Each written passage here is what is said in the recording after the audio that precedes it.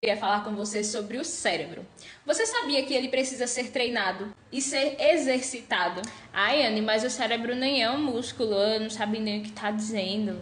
Eu sei que o cérebro não é um músculo. O cérebro faz parte do sistema nervoso central, as memórias, os nossos pensamentos. Mas esse cérebro, ele precisa ser estimulado, ele precisa estar constantemente em treinamento. Se você faz academia, você sabe, quanto mais você se exercita, quanto mais você treina, mais o seu músculo faz o quê? Se fortalece.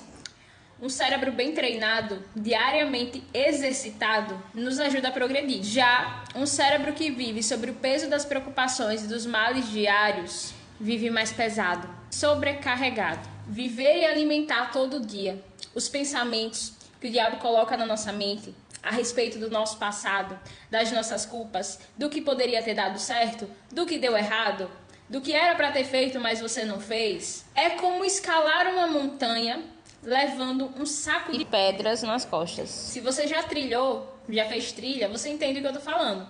A gente faz de tudo para levar o menor peso possível, porque tem montanhas que são muito íngremes e assim, quanto mais a gente vai subindo, o ar é mais rarefeito, vai ficando mais pesado, e quanto menos peso a gente tiver nas nossas costas para conseguir alcançar o cume da montanha, o topo da montanha, melhor. Então, da mesma forma acontece com a nossa vida. Deus pede que deixemos aos pés da cruz os nossos fardos pesados. E muitas vezes nós deixamos, mas pegamos de volta.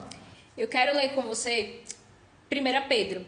1 Pedro, capítulo 5, do 7 ao 9. Lancem sobre ele toda a sua ansiedade, porque ele tem cuidado de vocês. Estejam alertas e vigiem. O diabo, o inimigo de vocês, anda ao redor como um leão, rugindo e procurando a quem possa devorar. Resistam-lhes permanecendo firmes na fé, sabendo que os irmãos que vocês têm em todo o mundo estão passando pelos mesmos sofrimentos. O que o livro de Tiago quis dizer com isso? O que significa esse lançar?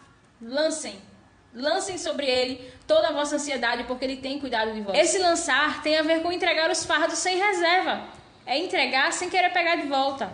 Aí a gente ora. Senhor, tá difícil, tá pesado, me ajuda, eu não aguento mais. Aí Deus, bondoso, amoroso, vai, pega, cata lá o seu fardo pesado. Mas aí, no meio do caminho, quando a gente ora isso e ele tira aquele fardo pesado, a gente tende a achar que Deus vai responder de imediato aquilo que a gente está desejando, aquilo que a gente está precisando, aquilo que a gente está querendo. Só que a gente esquece que o tempo de Deus é diferente do nosso, porque na verdade ele vive fora do tempo. Ele não segue o fluxo dele através do nosso relógio, da nossa hora, da nossa necessidade e do nosso senso de urgência.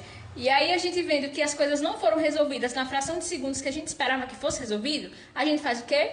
Cata de volta o fardo. É igual aquele povo que chuta o balde e cata o balde de volta. Aí a gente cata ali de volta o fardo e diz, olha, peraí, esse fardo é meu mesmo, né? Então me dá de volta, que eu fico aqui com ele, lamentando aqui com ele, chorando aqui com ele, revivendo aqui com ele, sofrendo aqui com esse fardo. Eu tô tão apegada ao peso aqui em cima de mim, que o Senhor tirou, eu fiquei estranhando, que tava tão leve aqui que eu disse, vixe, tá faltando alguma coisa aqui.